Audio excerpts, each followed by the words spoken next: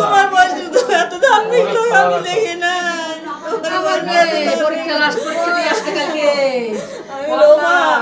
একমাত্র বিশ্ববিদ্যালয় পড়ুয়া সন্তান হারিয়ে থামছে না বাবা মায়ের আহাজারি, স্বজনদের আর্তনাদে ভারী পুরো বাড়ি।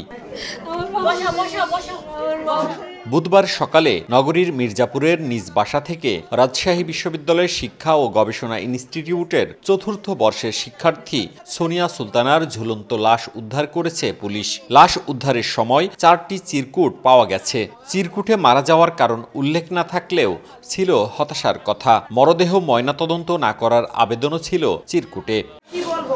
স্বজনরা বলছেন, গেল 5 সেপ্টেম্বর সোনিয়ার বিয়ের দিনক্ষণ ঠিক হয়েছিল।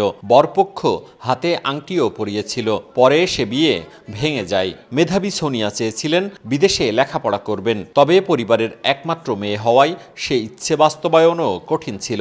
সব মিলিয়ে কিছুদিন ধরে সোনিয়া ছিল হতাশাগ্রস্ত। সবার কাছে গল্প করে আমার একটা বোনের মেয়ে বোর্ড স্ট্যান্ড করা, এই সরকার আসার পর গোল্ডেন দিছে, ভালো রেজাল্ট, ভালো মেধাবী, সবচেয়ে ভালো রেজাল্ট রাজশাহী ভার্সিটিতে, সবার চেয়ে মার্কস বেশি, স্কলারশিপ পাইছে।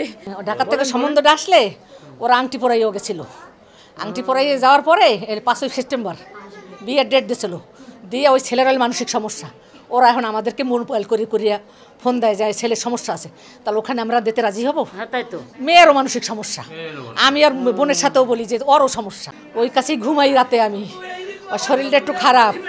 শুয়ে থাকার পরে আমার বলছে ভোরে নামাজ পড়ছি, আমি পড়েছি নামাজ, আমার মেয়ে নামাজ পড়ছে, নামাজ পড়ে বলছে আব্বু অসুস্থ, তুমি আব্বু যাও, অনেক কথাটা বললো, আব্বুর কাছে যাও।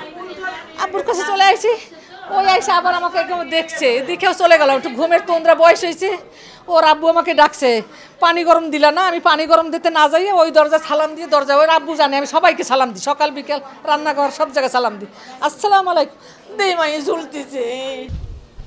পরিবারের আবেদনের পরিপ্রেক্ষিতে ময়নাতদন্ত ছাড়াই মরদেহ দাফনের অনুমতি দিয়েছে পুলিশ।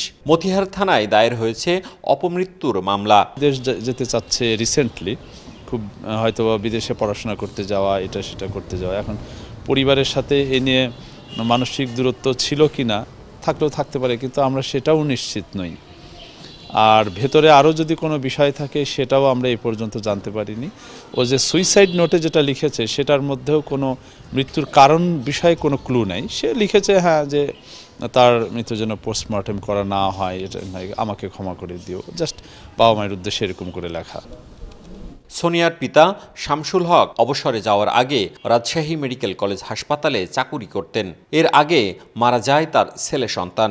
ছেলের পর এবার মেয়ে মারা যাওয়ায় হলেন নিঃসন্তান। মওদুদ রানা, সময় সংবাদ, রাজশাহী।